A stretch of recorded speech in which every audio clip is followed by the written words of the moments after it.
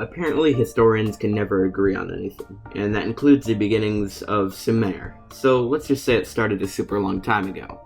1970. Bruh. It was settled permanently by this one Asian dude that spoke the Sumerian language, which was assumingly kind of confusing because it was not Semitic, unlike literally everyone else around. Somehow this guy spawned perhaps the earliest civilization, which we have now come to know as Sumer.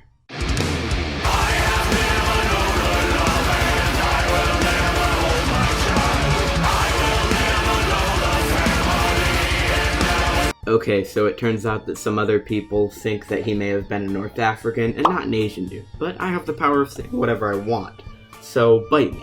The prehistoric people from before Sumer are called Proto-Euphrateians, or Eubadians, and they supposedly evolved from the Samara culture of northern Mesopotamia.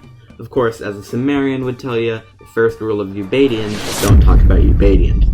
But we now know that they were filthy liars, and the Asian man was a Eubadian. Whatever the case may be, I'm right and you're wrong. The Sumerians finally got off their asses and took form in the Uruk period. They continued to develop through the Jemdet Nasur and the early Dynastic periods. In the 3rd millennium BC, the Sumerians started to hang out with the Akkadians, and the two gave birth to a beautiful baby named bilingualism. The Akkadians really influenced the Sumerians in all areas. The two eventually got a ship name, which makes no sense from horny modern scholars.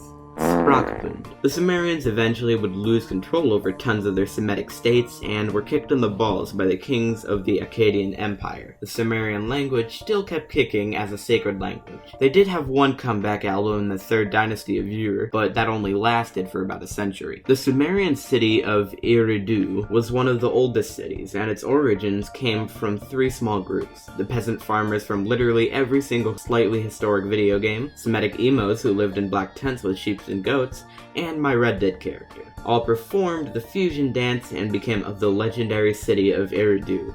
The most legendary thing about the city was that it was close to several temples, which grew upwards and were fantastic spectacles for the depressed peasants that lived there. They also did some other cool things like pioneering irrigation, but those temples were sick. Sumerians have written history which reaches all the way back to the 27th century. The issue was that for a long time no one understood what it said. Eventually people figured out their syllabary writing system, and we now know the deep dark secrets of those skeevy Sumerians. From their writings we have learned tons about our world's past, and we have gotten some of the greatest literature of all time, such as the Epic of Gilgamesh. After a while, Sumerian cities began the use of slave labor by capturing the hillbillies and forcing them to work, an odd reversal of slave labor as it would eventually become in more modern Europe. Eventually, cities became grander, and there were more temples and Taco Bells. Populations became greater, and maintaining remote colonies with military force became increasingly difficult. They developed a new political system where the cities would be headed by a priest king called Ensi. This guy would be assisted by the Council of Elders, which included both men and women. The later Sumerian pantheon was almost certainly modeled after this system. There is no evidence that there was any organized warfare, and there were no walls around town. Do with that information what you want, I just figured I should mention it in this section. The city Uruk became the most urbanized in the world. It even surpassed 50,000 subscribers, and we were led into the early Dynastic period.